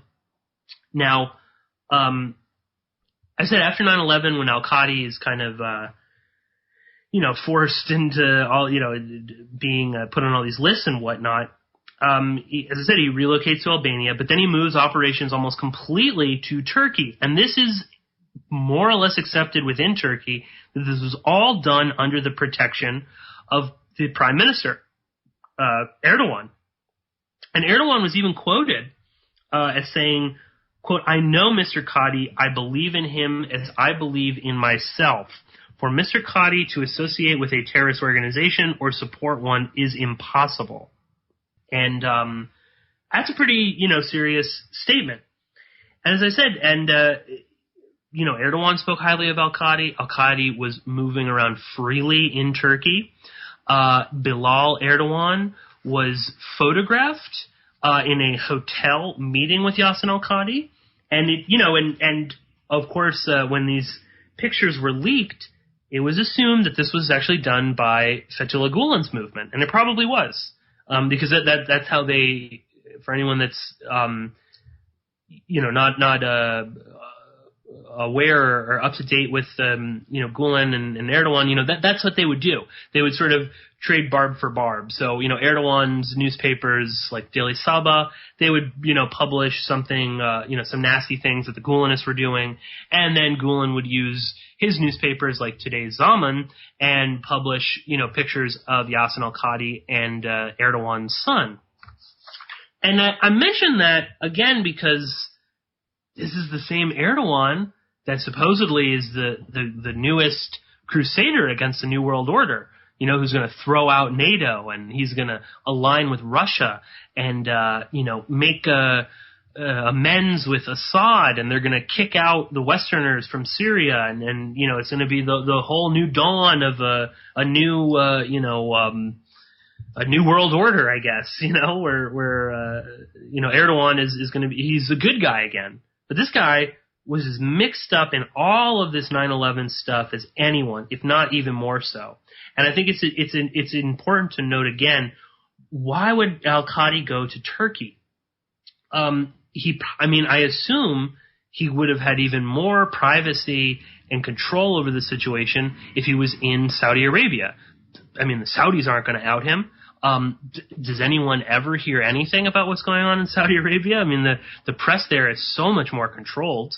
No news stories are coming in or going out, yet he decides to go to Turkey, which has a fairly vibrant, press, even if it is sort of, extremely politicized and is obvious, obviously there's crackdowns and things like that, but it was obviously fairly easy for pictures to be taken of Yasin al-Qadi and Erdogan's son in a hotel. I mean, they were meeting publicly.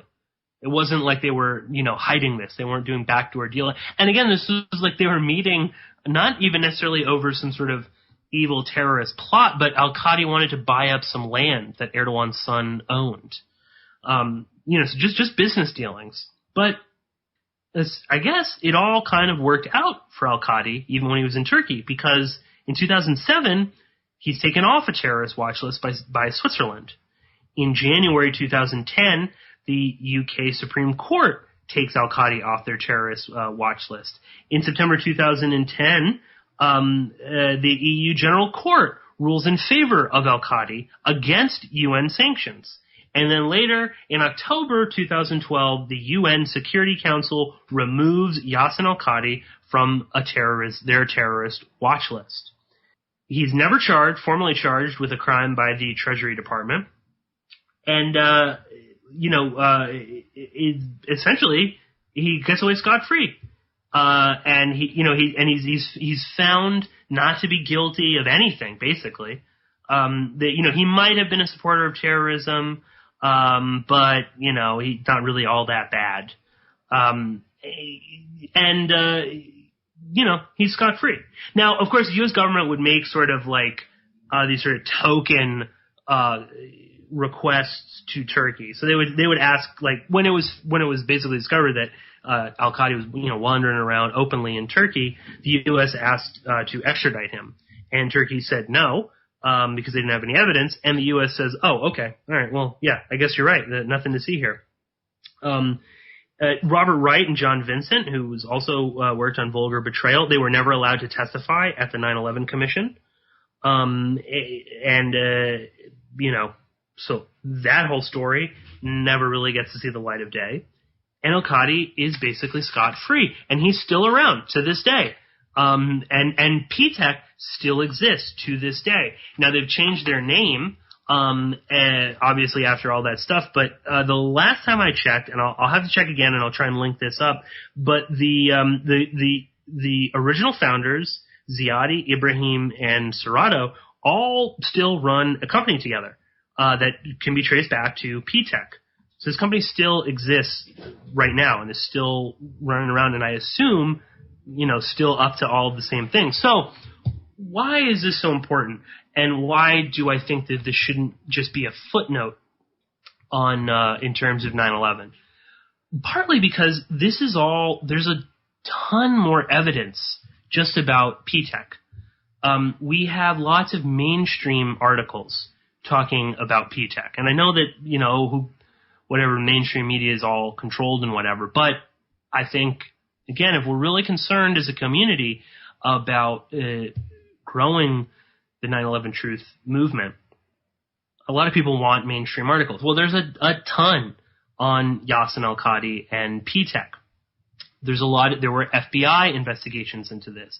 FBI investigations that were shut down for no reason. There was a Treasury Department investigation into this. The UN looked into this. The Swiss government, the EU, the UK. You've got a lot of just documentation on all of this.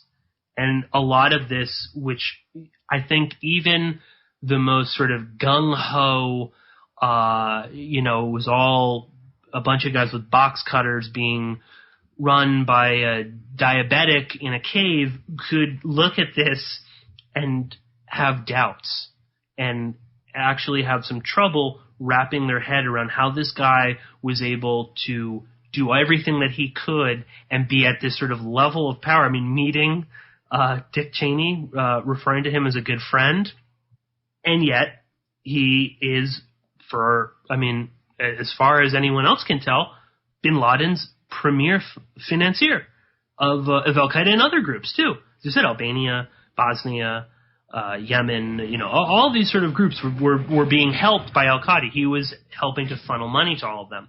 So, this shouldn't just be a footnote, because I think that there's a lot to this. And again, all of these sort of investigations, no matter what it is, if you're looking at 9/11, if you're looking at O.J. Simpson, as I have, if you're looking at anything, JFK or whatever, you're always told follow the money. Well, when you start to follow the money, you lead to Yasin al-Qadi, because this is where a lot of this money was coming from.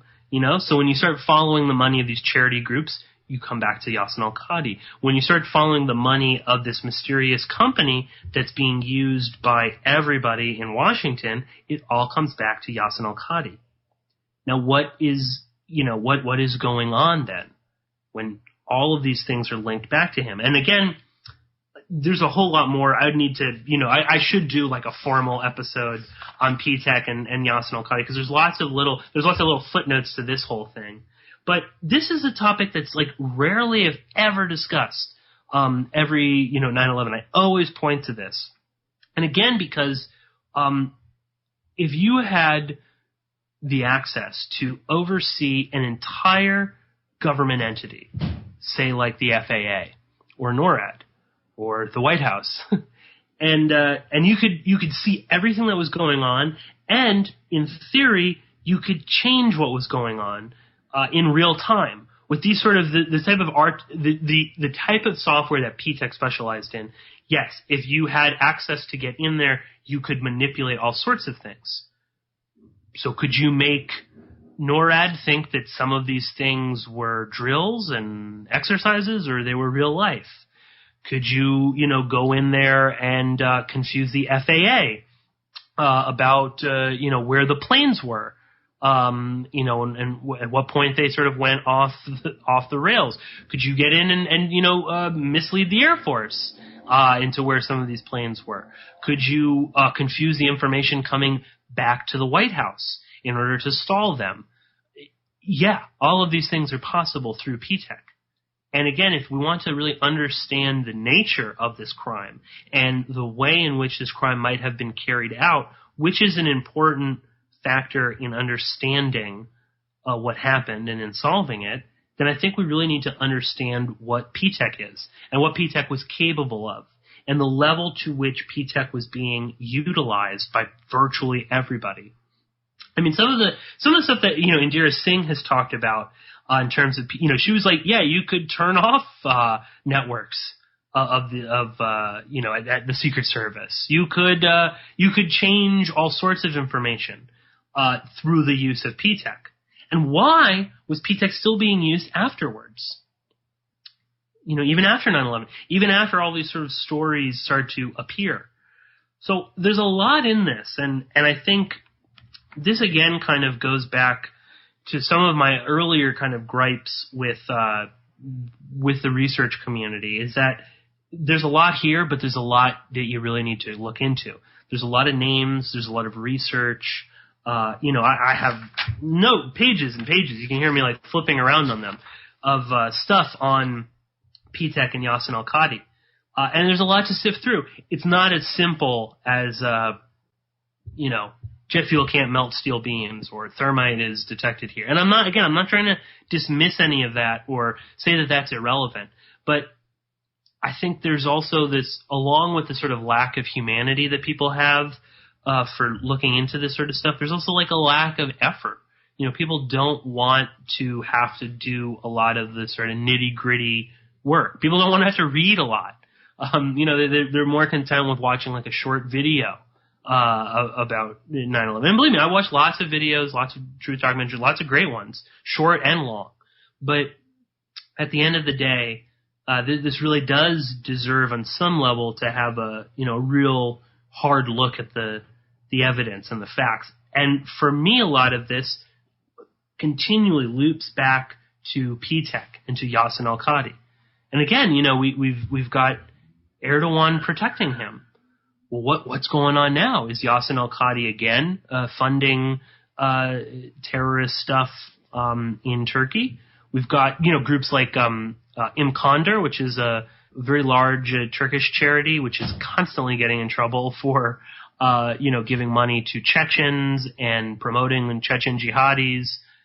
And I have nothing to point al-Qadi necessarily to all of this, but fit a pattern. Is he involved in İmkandır, or is he involved in charities of that nature? What is his relationship right now with Erdogan? What is his relationship with Bilal Erdogan? Again, a guy who, along with meeting with bin Laden's financier, is also, openly known as a guy that trades oil with ISIS and has tankers that take ISIS-controlled oil from ISIS-controlled oil fields and ships them out and sells them on the black market. And of course, funding ISIS. So, the Turkish angle is, again, it's an angle that gets a lot less play than the Saudis. And when it is discussed, too, it's always this, it's either you're with Erdogan or against it. And Erdogan is either a great guy or an evil monster. And there's no kind of like middle ground, or there's no way of sort of saying, he's a monster who puts on a lot of good airs and is able to appeal to different groups at different times. But anyway, kind of rambling on there, with Erdogan. But Yeah, I just wanted to say again, Ptech is, for me, is in a lot of ways an actual smoking gun. That there's a lot of information there. There's a lot of documentation, and there's a lot of again, when you start look at always financial investigations are always the investigations that nobody wants to look into. Nobody wants to follow the money. And again, if the Swiss investigation had pursued, if the Customs Department had gone more into this, what else would have happened? How close was his relationship with Dick Cheney? Were there any other entities that may have been receiving money from al-Qadi or his charities? So there's a lot that's actually there. But I think in a lot of ways it's a complicated subject. It's one that doesn't fit well into a soundbite, as you can tell since I've been rambling on about it for just about an hour right now. But it's important all the same. And I think it's the type of investigation that is more, is more deserving of 9/11 truth and of 9/11 research. Because I think you could really start to piece some stuff together, and you could really start to put people in certain, situations and whatnot, where you can maybe really start to kind of get some stuff coming out. Ptech is definitely, I think, to kind of quote Indira Singh again, that's the piece of string that becomes a rope. So the more you pull on this, the more you sort of peel back the layers of Ptech, you begin to see a very clear picture of how 9/11 was actually, orchestrated on a very, small, the small scale to the large scale. When you have this, like a question that nobody really ever, everyone is, where was so-and-so on 9/11? Well, what was Ptech doing on 9/11? Was this software being actively run? Who was running Ptech on 9/11? Were these Ptech specialists that were inside all of these different government entities? Was this being run remotely from Boston? Who had access to Ptech? None of the mere fact that, at least the Saudis are mentioned in the 9/11 Commission. You're not going to find anything, as far as I can tell, in the 9/11 Commission, even referencing Ptech or Yasin al-Qadi. So again, if people want to, I think if people want to pursue a new angle, a new bit of research, Ptech is the one that I always point to, because I think there's just so much there. There's such a wealth of knowledge and information, and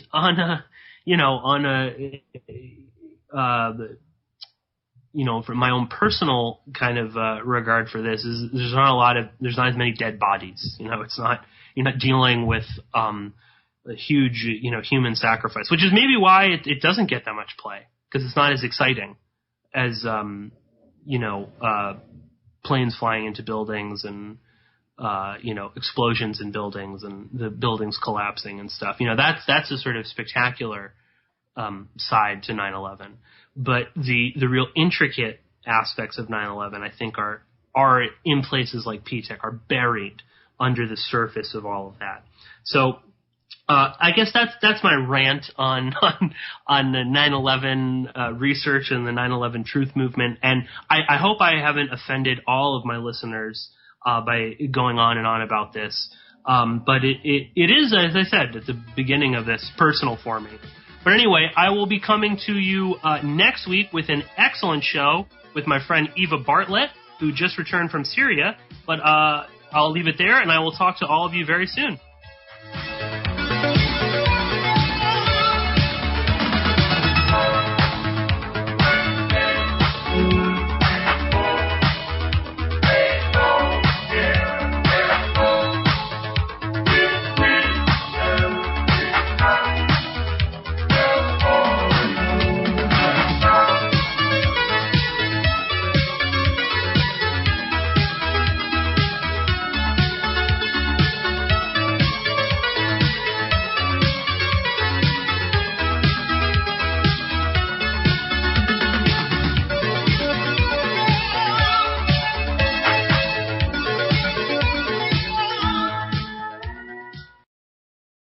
News and information you can trust.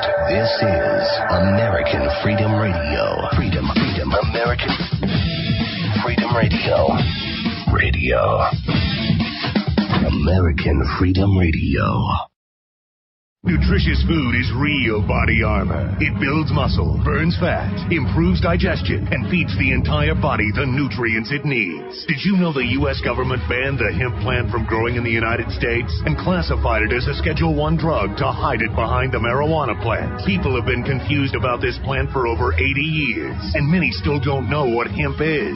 So now you know hemp is not marijuana, and marijuana is not hemp. They are different varieties of the same species. HempUSA.org wants the world to know these basic facts and to help people understand that hemp protein powder is the best kept health secret you need to know about. Remember, hemp protein powder contains 53% protein, is gluten-free, anti-inflammatory, non-GMO, and is loaded with nutrients. Call 888-910-4367, 888-910-4367, and see what our powder, seeds, and oil can do for you. Only at HempUSA.org. We all know that they're not telling us the truth. So stand up for your rights, demand the real medicine, and your right to use it and grow it. This is Rick Sensen, and you're listening to American Freedom Radio. People are dumb. You can say what you want about this country, and I love this place. I love the freedoms we used to have. I love it. I love that.